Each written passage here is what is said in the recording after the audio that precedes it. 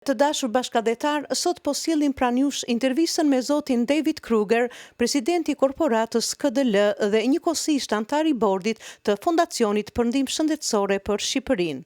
Ky fondacion ka një kontribut të jashtëzakonshëm ku ndihmon popullin shqiptar në fushën e mjekësisë. Ka hapur klinika atje nëpërmjet mjekëve të shumtë që shkojnë dhe ndihmojnë popullin shqiptar, por njëkohësisht ka hapur edhe librari, edhe ka furnizuar me materiale të ndryshme. Për të shuar kuriozitetin tuaj, gazetarja jon, bashkëpunëtorja e televizionit Alba Live, zonja Iliriana Zeneli, e ka intervistuar dhe në emër të gjithë teleshikuesve ju urojmë shikim të këndshëm. Ju falemderit për televizionin Alba Live, Kozeta Zylo, New York. Hi, I'm Iliriana Zeneli here for TV Alba Life. Joining me today is David Krueger, who is the treasurer of the Albanian Health Fund. How are you today? I'm glad to be here. Thank you for inviting us. Thank you for coming. Now, first things first, definitely want to touch on what is this Albanian Health Fund? The Albanian Health Fund is an organization that's dedicated to sharing God's love and physically improving the medical infrastructure of Albania, and we've been at it since 1992.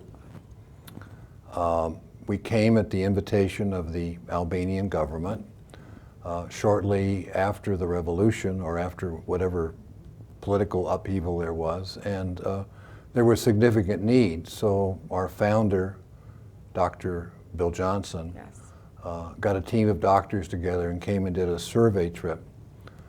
And then he said he'd be back in a couple, 3 months with some stuff. And he came back with a boatload of medical supplies and about 16 doctors, and they stayed for about 3 weeks, and we've been coming back ever since. And the wonderful thing about working in Albania is that we've made so many friends. Yes. And I think that it's been a joy for all of us who participate. You should know that we, in fact, are all volunteers. We have no paid employees. Oh, wow. And we do this because we think that as a Christian organization, we're supposed to give. And you all have a need in the medical area, and we have some skills, and we like to share. Definitely grateful for that. Now, you touched on the founder, Bill Johnson, so I just wanted to know, and I'm sure the audience wants to know also, how did he get involved? How did he start such an organization? Bill Johnson was a very skilled general surgeon and a very successful one. He grew up in the Midwest. He went to Northwestern Medical School. He did his internship at Cook County Hospital in Chicago. He moved to California and established a wildly successful surgery practice. Early in his life, he came to believe that Jesus is who he said he was, and once he believed that, then he knew that he had to give whatever skills that he had to others. Much as our Lord washed the disciples' feet, we have to find ways to help others who maybe are less fortunate. Yes. And so he spent his life doing self-funding Christian medical missions, and he was president of the Christian Medical and Dental Society, and he taught surgery in Beijing. Wow. Spent some time in the Comoro Islands, spent 2 years in Africa, in addition to going back and forth on his own surgery practice. So what happened in 1992, he became aware that in Albania and Tirana there was a massive amount of trauma, automobile accidents, and now medical supplies and stuff like that. So he got a call and brought a bunch of doctors and did a survey trip. And after about a week, 10 days, he said, we think we can help. I'll be back in about 3 months with some medical supplies, and we provided a surgical suite and a bunch of other things. He came back with about 16 doctors, and we stayed for about, I think 10 days to 2 weeks. Okay. And we were able to bring things that would be immediately, tangibly helpful. So that was how we got started. I don't think anyone ever envisioned it would go on as it has, but going back to the element of friendship, I think that our doctors love the Albanian people. We really just recently have one board member who's Albanian, but it's really fundamentally an American group with a few Brits in between. But we felt that this is what the Lord would have us do. And we'll probably have maybe 1,000 trips over 25 years, and wow. put on a number of medical conferences. We've established a medical library. Did I answer your question? I'm not sure. 100%. Definitely, he is definitely influential, and I'm sure his idea for this organization is definitely flourishing into what he wanted it to be. Now, a little bit sprouted off of that, your part in this organization, what part do you play, and how has this organization affected you? Well, as on a personal level, I've known him years. He passed away about 2 years ago, but I've known him since I was a young man. I first met him in 1922. When I was, not 1920, I first met him when I was 22. Oh, wow. So he was sort of a friend throughout my life, and well, I'm not a medical person at all. I'm a businessman, but we developed this friendship, and I was interested in his work, and he invited me to help him. So I made my first trip to Albania in 1993. Wow. This is about, I think, the second or third trip where we took a number of doctors to put on a medical conference or to mentor or to teach or to, you know, sometimes we're allowed to do difficult cases. Mm-hmm. And so the first time I went was in 1993. I went again in 2001 when we established an endoscopic suite. We got Olympus to give us $250,000 worth of equipment, and there was a nice ceremony at the Mother Teresa Hospital when it was inaugurated, and so it's just sort of grown. In other words, the medical library didn't come along till around 1999 or 2000, but today the library has operated for almost 15 years. Students are allowed to use it free.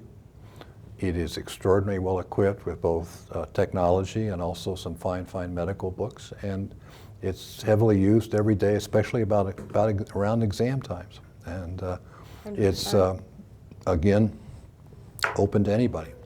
Now, to go further into this medical library, how was this an idea first, and also how are these students being affected by this medical library? It's obviously extremely influential. When we went to Albania the first time, we took a look at the medical books in the hospital, and they were from the 20s and 30s, oh, wow. Some in the 40s. And so there was a real need for current textbooks. Yes. And so we started to gather up a bunch and then we needed a place for them. Mm-hmm. So we bought an apartment and renovated it and filled it with books. Several medical suppliers have given us, Team Publishing has given us, they gave us $7,000 worth of books. Wow. They're in the library. We're linked on the internet to several medical libraries in the States. It's grown, and we just had a rehab of the library and expanded it maybe a year ago through a very generous donation. And what can I say? It provides a place for students to study. You have to register, mm-hmm. and anybody can come and use it, and it's really very heavily used. Another thing we've done recently is the dean of the medical school asked us to set up a similar library in the Mother Teresa Hospital.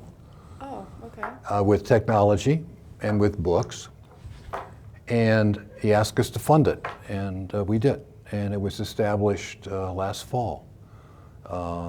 And there's a plaque on the board saying that in Albanian that says this was donated by our friends from the Albanian Health Fund. So we try to respond to needs that we see. When he came the first time, you know, trauma was going through the roof because of automobile accidents and yes. no traffic, you know, and there wasn't anything, you know, antiseptic bandages, surgical suites. And so we met that need, and then there was a need for medical conferences, so we ran medical conferences probably for the first 8 to 10 years, and then we tried hard to teach the Albanians how to do it, and they learned it very well. We don't do that anymore because they don't need us. Wow, so look at that. That's, you know, that the idea is effective skill and knowledge transfer is when they don't need you anymore and are self-sufficient. Yes. So we have many specialists who come over and teach what shall I say, advanced heart surgery, which is complicated. Extremely. Cancer surgery is, you know, our president is a world-class oncologist, Dr. Al Weir, and he's been doing this pretty much all of his life. His focus, he replaced Bill as president and chairman, and he's been doing a really great job.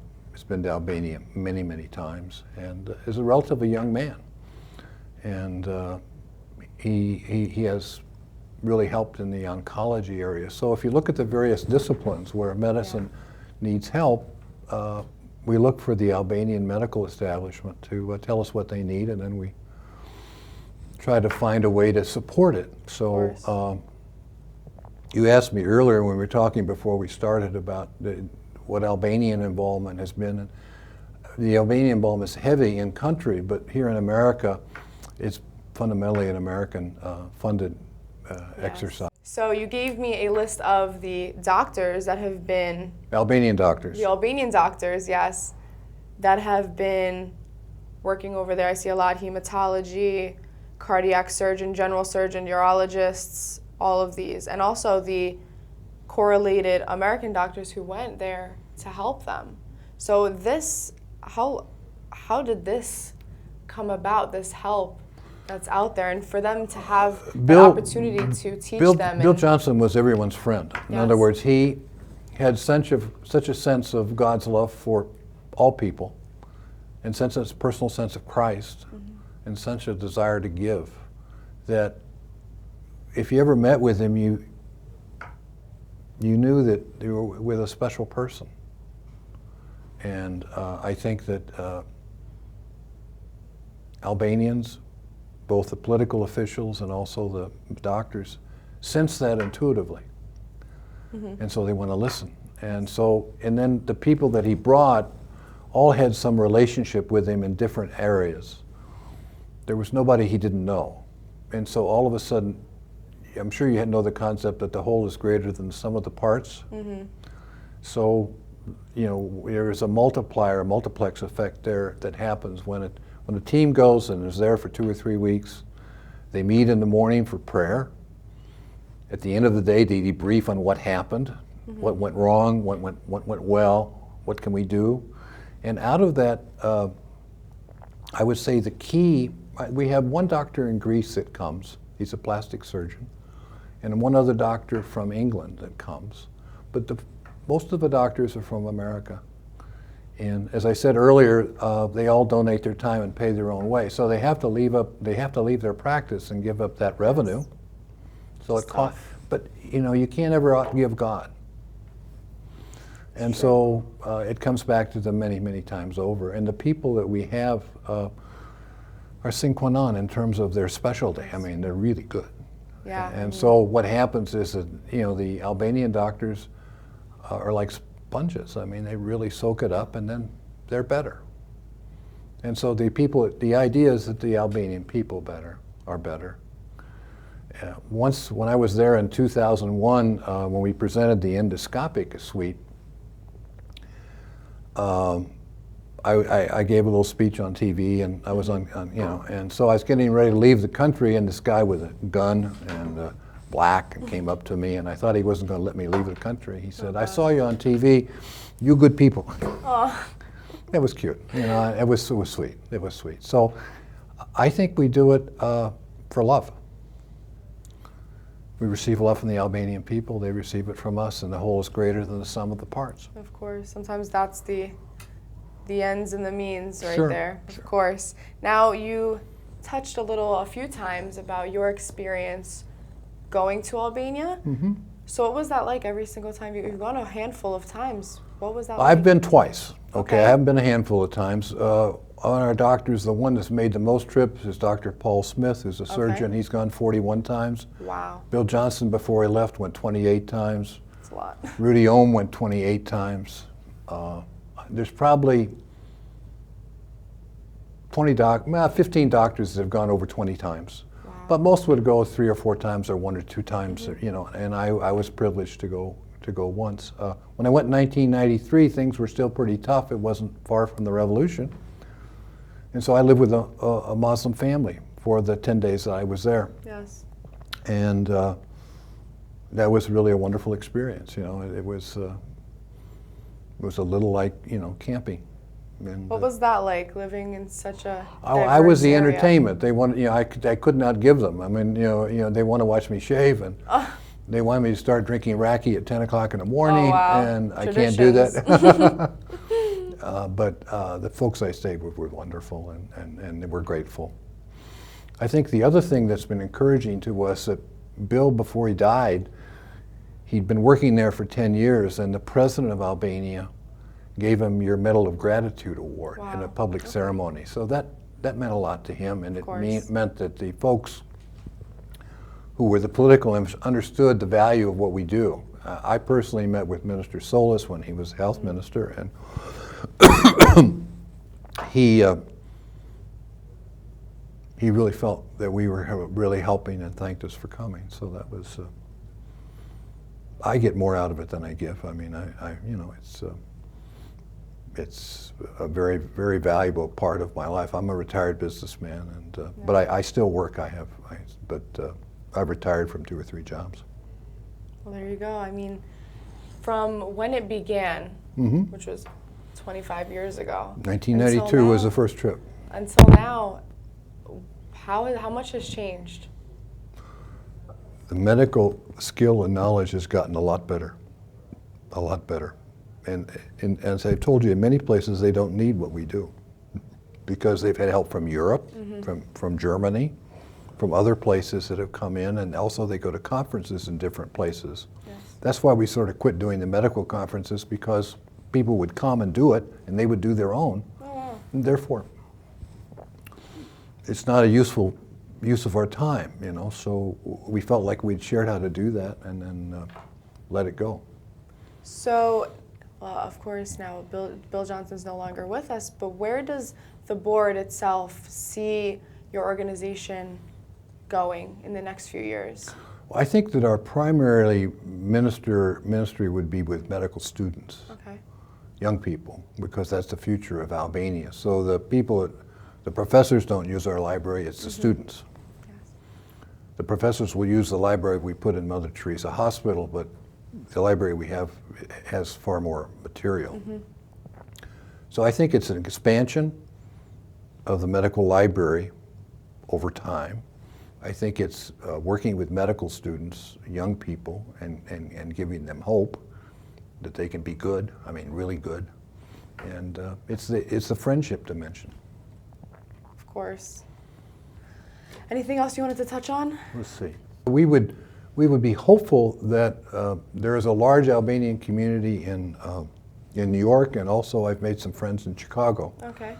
And they don't know the work of the Albanian Health Fund, and we would be very happy if some of the Albanians in New York and Chicago and in the country would provide some kind of modest financial support to what we do. We have a website, and